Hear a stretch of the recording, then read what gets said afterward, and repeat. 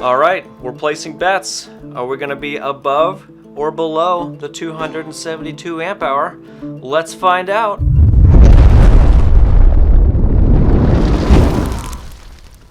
Alrighty, welcome back. Is it welcome back or me welcoming back to YouTube? I'm not 100% sure. Alrighty, today's video is we are going to be doing a capacity test on all 16 of the Lishen or Lishen. Not 100% sure how you actually say that. Still, it's either Lishen or Lishen. I don't really think it matters as long as you say it with a lisp. All right, anyway, we're gonna be testing out all 16 of these Lishen 272 amp hour prismatic batteries, or the lithium iron phosphate battery. However you want to say it. You have options. All right, so if you haven't seen the other two videos I have on these, I would suggest go watching them. I have all the information and where I got them, how much it cost, all of that relevant information in the other two videos. But a quick recap if you forgot. I bought all 16 of these cells back in January of this year, 2021. Maybe around the 25th or 27th of January, from the Shenzhen Basin company. I paid $1,610 shipped to my door. That includes, you know, the cost of the cells, the shipping. What else? I do have one oddball cell, and it is my cell number 16. It's just got a silver port on the top, and it weighs the most. That's pretty much it. All right, so how we're gonna be capacity testing all 16 of these cells. I went on eBay and purchased one of these dischargers. These can discharge up to 150 watts by adjusting these little knobs right here. Now, one important thing you have to remember when you're using one of these is you always want to make sure before you start, actually before you connect your battery and plug it in, you want to make sure these knobs right here are anti-clockwise. I've never heard that until I read the instructions for this. Counterclockwise is what I typically say. So make sure these are counterclockwise, otherwise you are going to have an explosion. Alright, so that's pretty much it. We're just gonna hook up this guy here and turn these knobs full clockwise and send it. Now I am filling out a spreadsheet on all the information, and that's gonna include all the voltages from this tester and my Ames tester over there. We're gonna do the internal resistance because this does internal resistance. We'll do temperature in Fahrenheit and Celsius, if I remember. And of course time and all that kind of stuff. All right, so basically what has been going on for the past couple of weeks is I have had every single charger I have just charging every single cell up. Now I've got 4 of the DC to DC buck converters. I had these guys set to roughly 3.65.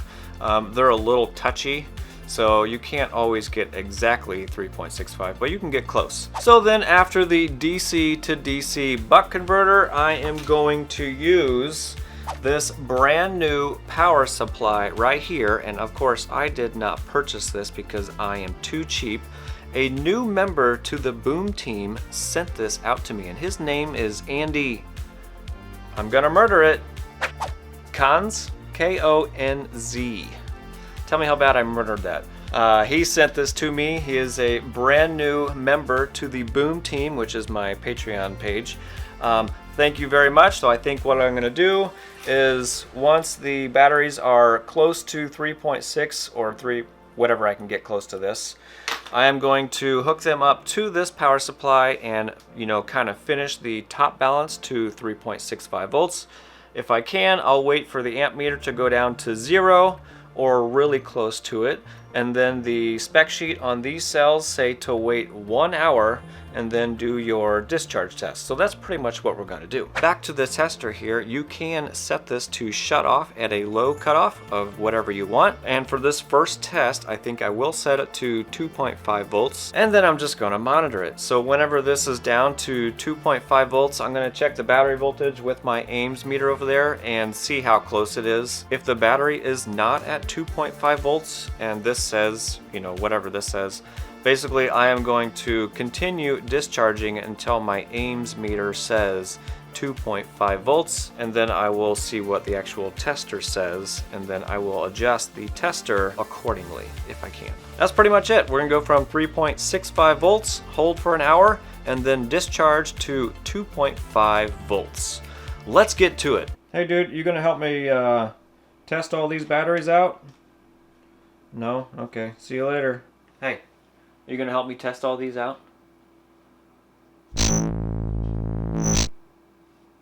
Sweet, thank you. 16 paranoia-filled days later. All of my videography was just horrible, so I am not going to show you any of that stuff. It was really boring. Alright, we are not discharging anymore. Place your bets. Tune in on the next video for the results. Just kidding. Boom! 285.18 amp hours. Can you believe it? Alright, so that took 11 hours, 42 minutes, and 12 seconds. It was just waiting around and waiting for results to show up. So I printed out my spreadsheet here, and I am just going to read everything off if you like. And of course, on the screen, I'll just, do the computerized version. Alright, like I said before, I was making a spreadsheet with all of the test results and all that kind of stuff in here. So up here is the 272 amp hour Lishen cells. The arrival voltage, arrival internal resistance with the X-Tar Dragon, which doesn't really count, the pounds and kilograms for the weight. Obviously you can see the highest and lowest. Right below that is the capacity test and all of the results right here. I'm not going to read every single one, I'll just kind of go over the highest and lowest. So, right over here you can see we charged up to 3.65 volts, waited 1 hour, and then discharge at 24 amps, which I'll add that in here in just a minute. And the end voltage was 2.5 volts. Just like I said before, I did check the voltage with the Ames meter and compared it to the tester, as they are slightly different. Right below that, the internal resistance, they were all right on spec at 0.13 milliohms, and the two lowest were the cell 14 and 15, 0.11 and 0.12. Alright, so I had two cells in the 283 amp hour range, and that is cell 1 and cell number 13. I had three cells that were 284, and then I had two cells which were 286 amp hours. That is cell number 7 for the highest of 286.66, and cell number 12 for the second highest of 286.09. And then down here I had one test with the iCharger X6, and that was requested from a BOOOOM team member, Andrew, just for a comparison. I went like this, touched one cell, and that ended up being cell number 3. I did the exact same thing, charged to 3.65 volts, waited 1 hour, discharge at 24 amps, and ended at 2.5 volts.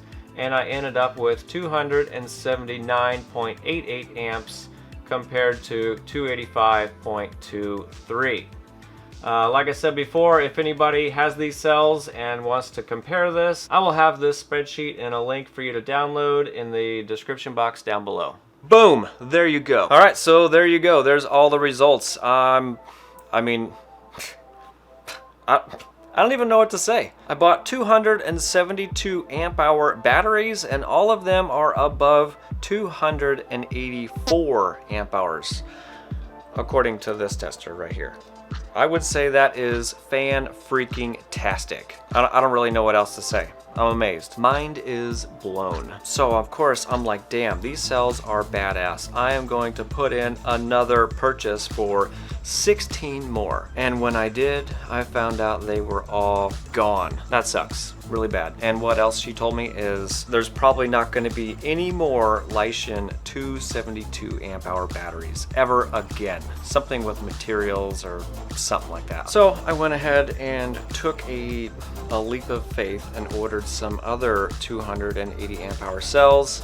These ones I think were $81 or $82.50, and they are called, I'm gonna murder it, Ruipu, R-U-I-P-U, and they are supposed to be 280 amp hours as well. I guess we'll find out. Alright, so these are Ruipu Energy, R-E-P-T.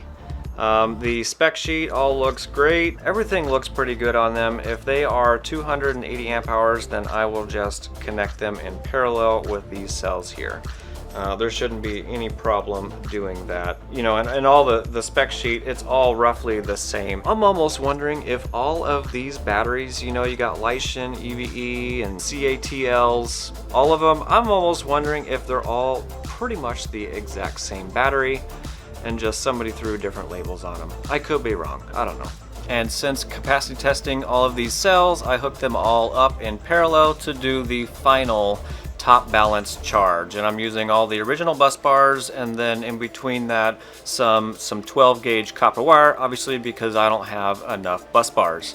And then of course after that I do have them hooked up to this brand new power supply, and the voltage is set to 3.65 volts, and I just let it go down to 0 amps. So everything is 100% ready to go. And of course, buddy Eric made these long mod holders. Actually, I think Daniel from DIY Tech and Repairs made these up, and they're on that website Thingiverse or something like that, where anybody can download these and print these. And then of course Andrew kind of broke my dreams and said that if these are made out of PLA, they will most likely melt. I will have to find out and see if they do melt. But anyway, I got my long mod holders, which are probably gonna go either on the side of the battery or somewhere on the top. I'm not 100% sure yet. They're either gonna go up here or maybe on the top. I'm not 100% sure yet. So thanks again, Eric. If you have ABS, I might need you to print a whole bunch more of these for me. Alrighty, there you go. There is the capacity test results on the 272 amp hour batteries from Alibaba, China. I'm pretty excited. I don't really know what else to say. I mean, I feel like I got a steal of a deal. I do have, now I'll leave that for another video. I have my stuff that I'm going to be compressing the batteries with. Originally I was going to use some aluminum plates on the ends. Now I think I am going to be using something just a little bit different, and it will be insulated, so that should be good. Alright, well that's pretty much all I got. I probably wasted enough of your time talking your ear off. If you're not subscribed, go ahead and hit that subscribe button and the notification bell. Not that it's going to give you a notification that I uploaded a video anyway, but it's always worth a try. Don't forget to like, comment, and subscribe, and I will see you on the next one. Or something. Maybe I won't. It's hard to say.